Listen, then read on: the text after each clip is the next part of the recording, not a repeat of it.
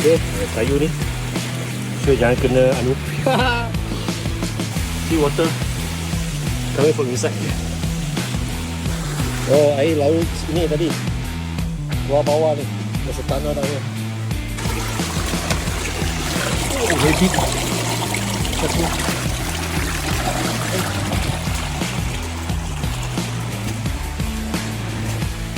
Tu dia gua.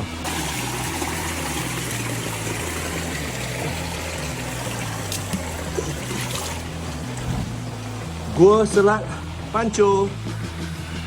Okay, the next video will show you macam mana dah